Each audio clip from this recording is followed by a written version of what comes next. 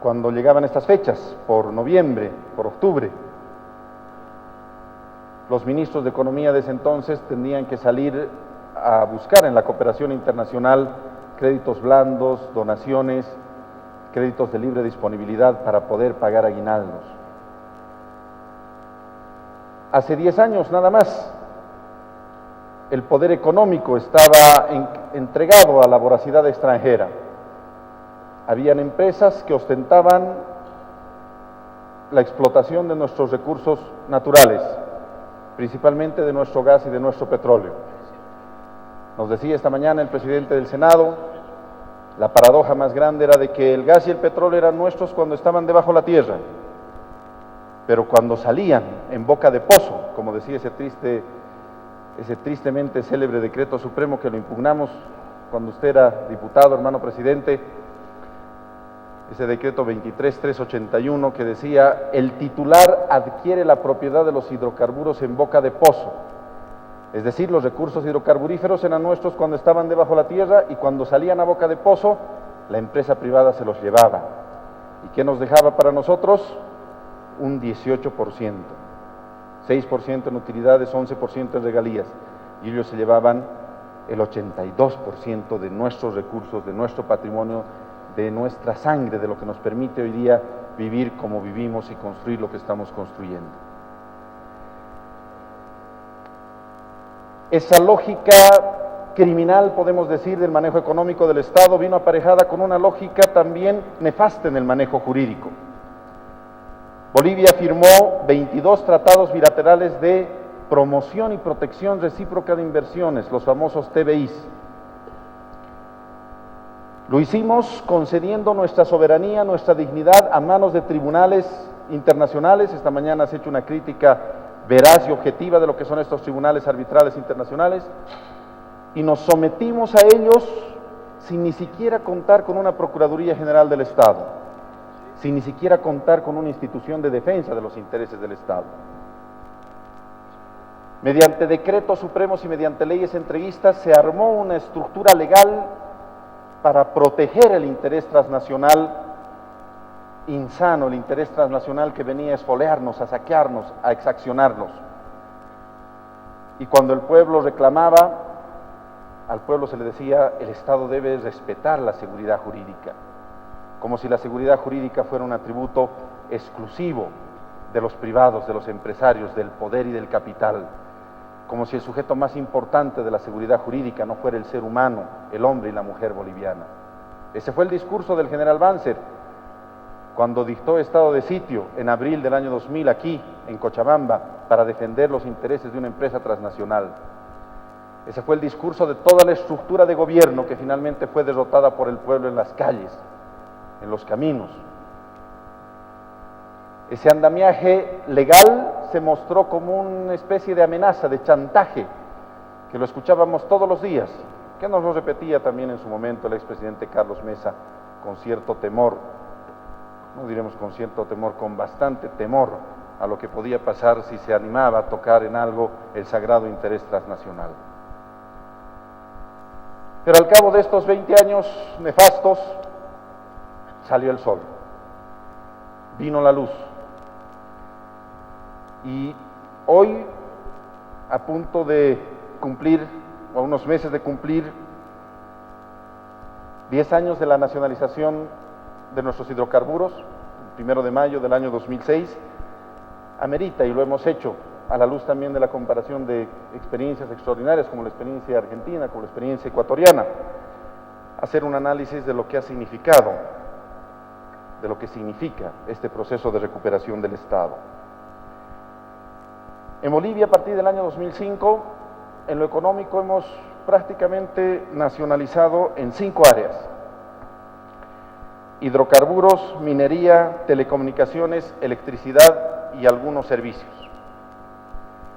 Estas nacionalizaciones han permitido la construcción de un verdadero Estado social, un verdadero Estado de equilibrio, de racionalidad, de bienestar, un Estado, como decíamos esta mañana, para vivir bien efectivamente. Estas nacionalizaciones han sido llevadas adelante de la manera más responsable, nosotros, nuestro gobierno, a la cabeza de nuestro presidente, un gobierno indígena, ha dado lecciones de cómo se debe nacionalizar con responsabilidad. A cada nacionalización venía aparejada una evaluación de lo que efectivamente valía esa empresa, sin ningún lucro cesante, sin ningún daño emergente, sin ninguno de esos cuentos jurídicos que se inventan y ustedes los conocen muy bien en los arbitrajes internacionales. Si la empresa era racional y responsable, aceptaba sin objetar, el tema se cerraba. Si no, se enfrentaba a un gobierno y a una posición seria, responsable y veraz en ese escenario tan difícil, tan complicado como son los arbitrajes internacionales, sobre los cuales sintieron tanto miedo y sobre los cuales finalmente supimos imponernos. La nacionalización de estos 5 sectores, y vamos a ver algunos datos para finalizar como conclusión, ha sido, hermano presidente, el mejor negocio que se ha podido hacer en toda la historia de la patria. En estos casi 190 años de vida republicana, en 190 años de vida republicana que acabamos de cumplir. Y este mecanismo de recuperación de la patria en lo económico ha venido aparejado con una lógica jurídica de respeto, de búsqueda de la igualdad, de búsqueda de socios y no patrones. Esta mañana estaba presente con nosotros don Ronald Nostas, presidente de la Confederación de Empresarios Privados, de valorar la inversión sana y honesta que quiere construir patria, que quiere construir país. Ha venido acompañada de una constitución que protege la estabilidad y el desarrollo y el crecimiento económico, que sienta las bases de la construcción de lo que hoy tenemos, el verdadero Estado social, Estado de equilibrio, Estado de igualdad. Y eso nos lleva a una cosa que hemos repetido y la vamos a volver a con mucho orgullo, con mucha humildad. Bolivia, esta nación extraordinaria, esta nación que ha recuperado su estabilidad, que ha recuperado su dignidad, esta nación que hoy cree en sí misma, de la mano de su presidente, de la mano de su gobierno, es la nación que más ha nacionalizado, que más beneficios ha obtenido de la nacionalización, que más recursos ha invertido en el desarrollo humano en base a esa nacionalización, pero al mismo tiempo es el Estado, es la nación que menos conflictos legales tiene. Nosotros tenemos, y es un orgullo decirlo, un escenario jurídico no preocupante, tenemos la capacidad y la solvencia de enfrentar los procesos que tengan que enfrentarse con la dignidad, el coraje, la valentía y la determinación con lo que nuestro presidente actúa todos los días. Pero para que no crean que estoy hablando sin dar algunos datos, yo quiero darles 2 datos de hidrocarburos y un dato de telecomunicaciones para no hacer más largo este proceso de conclusiones. La mal llamada capitalización de las empresas del Estado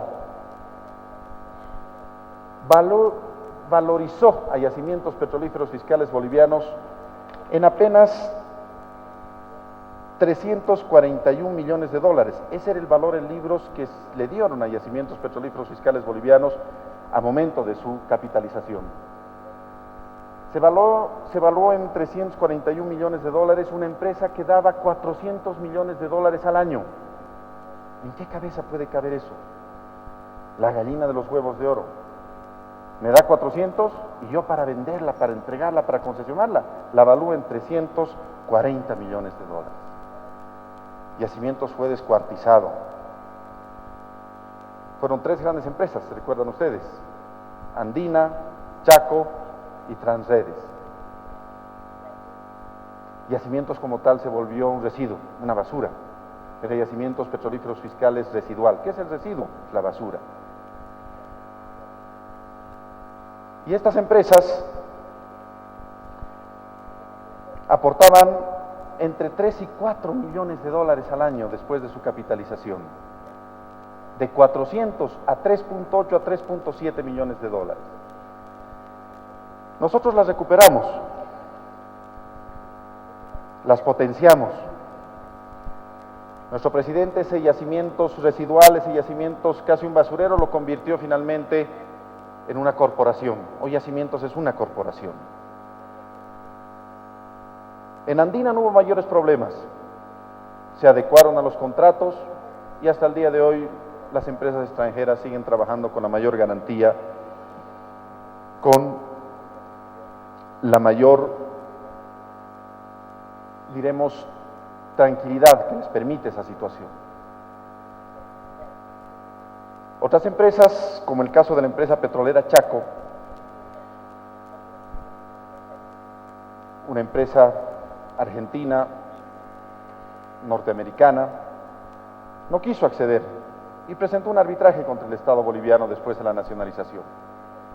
Un arbitraje de 1.500 millones de dólares.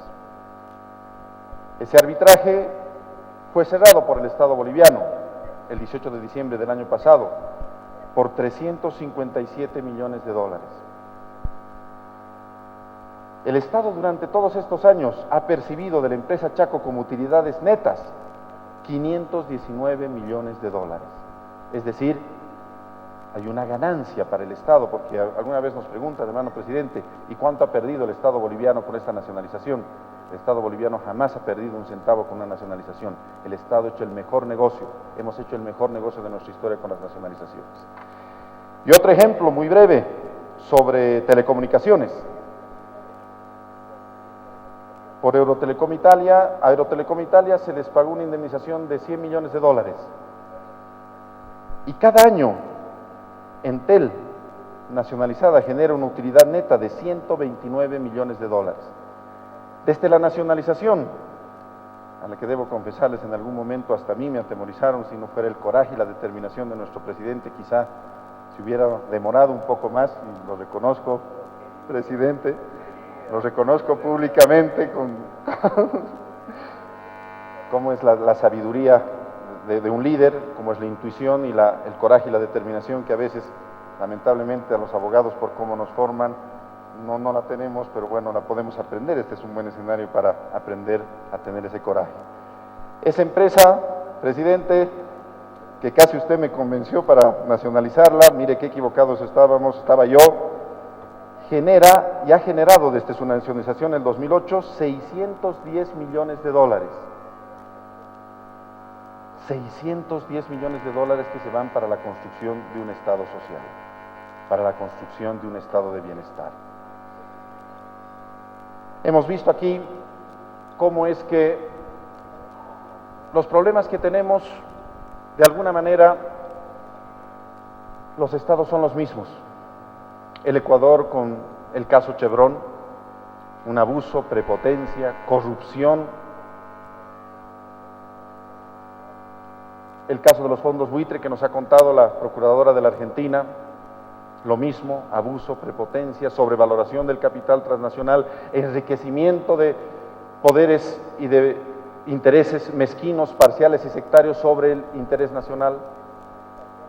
Pero hemos compartido con ustedes con mucha humildad una fórmula en el entendido de que cuando se quieren hacer bien las cosas, se las puede hacer. Con mucho orgullo, con mucha dignidad, gracias por su presencia a nuestros invitados internacionales y a manera de conclusión final, esta es la Bolivia económica y jurídica que hemos querido mostrarles de alguna manera una nueva nación, de la mano de nuestro presidente, un presidente indígena que ha enseñado a muchas generaciones cómo se debe gobernar. Hoy somos una nación diferente, más allá de la estabilidad económica, social y política, somos una nación que cree en sí misma. Y finalmente, como diría Christian Barnard, los hombres y las naciones solamente triunfan cuando creen poder hacerlos. Y nosotros estamos seguros de nuestro futuro. Muchas gracias.